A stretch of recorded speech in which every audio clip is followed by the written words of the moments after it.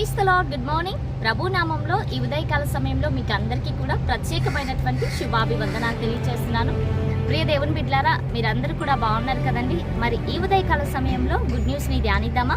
పరిశుద్ధ బైబిల్ గ్రంథం నుంచి యోబు గ్రంథము 4వ అధ్యాయము 6వ వచనం.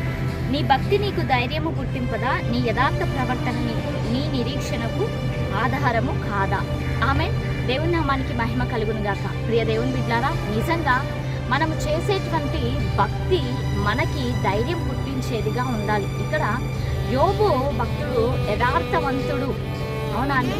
నిజంగా ఊజు దేశంలో యోబు వంటి వ్యక్తి ఇంకొకరు లేరు.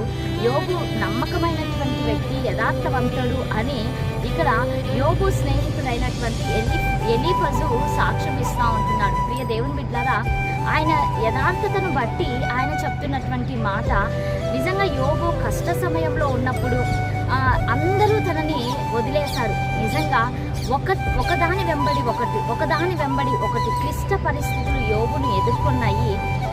చివరిగా తన యొక్క భార్య కూడా తన దగ్గరికి వచ్చి, ఇంకనూ నీవు యథార్థతను విడిచిపెట్టకుండా ఉంటావా? దేవుని దూషించి మరణం కమ్ము అని చెప్తారు. నిజంగా ప్రియ దేవుని బిడ్డలారా, ఎంత క్లిష్టమైనటువంటి పరిస్థితి. నిజంగా మనం కష్ట సమయంలో ఉన్నప్పుడు కనీసం అంటే ఒక మాట సహాయం అన్నా కూడా చేసేటువంటి వారు ఎవరో ఒకరు మనకు ఉన్నప్పుడు చాలా ధైర్యం కలుగుతుంది. కానీ యోబును చూస్తే అందరూ కూడా వదిలేసినప్పటికీ కూడా తన యథార్థత మాత్రం యోబును విడిచిపెట్టలేదు. తన యొక్క యథార్థత మాత్రం యోబును వదిలిపెట్టలేదు. ప్రియ దేవుని బిడ్డలారా, ఈరోజు నీవు అన్నీ ఉన్నప్పుడు ఎంత భక్తి చేస్తూ ఉంటున్నావో, ఏమీ లేనటువంటి సమయంలో కావచ్చు, కష్టతరమైనటువంటి పరిస్థితిలో కావచ్చు, అన్ని రోజులు కూడా అనుకూల సమయంలో నీవు చేసినటువంటి భక్తి, ప్రతికూల సమయాల్లో కూడా నీవు చేసినటువంటి భక్తి నీకేం కలగాలి అంటే ధైర్యం పుట్టించేదిగా ఉండాలి. అంటే కష్టకాలంలో కూడా నా దేవుడు నన్ను విడిపించేటువంటి దేవుడు. నష్ట సమయంలో కూడా నేను ఎంత నష్టపోయానో, ఎంత నష్టమైతే నాకు వాటిల్లిందో వాటన్నిటికీ కూడా రెండంతల ప్రతిఫలము లేకపోతే రెండంతల పంటను నేను కోసుకుంటాను అన్నటువంటి ధైర్యాన్ని మనం కలిగినటువంటి వారముగా ఉండాలి. ప్రియ దేవుని బిడ్డలారా, కష్ట సమయాల్లో ఎక్కడా కూడా యోబు యథార్థతను విడిచిపెట్టలేదు. చివరిగా ఆయన ఏం చేశాడు అంటే రెండంతల ప్రతిఫలాన్ని ఆయన పొందుకోవటం అనేది జరిగింది. ఈ రోజున ప్రియ దేవుని బిడ్డలారా, నీవు కూడా కష్ట సమయంలో ఉన్నావా?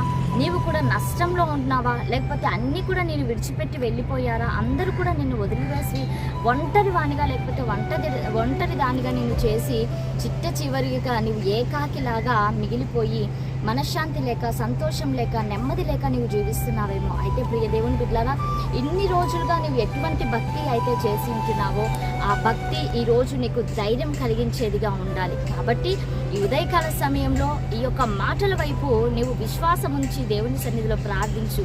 ఆయన తప్పక నీకు రెండంతల పంట కోసుకునేలాగున దేవుడు సకల సమృద్ధిలోనికి ఆయన నిన్ను నడిపించగలడు. ఆమేన్.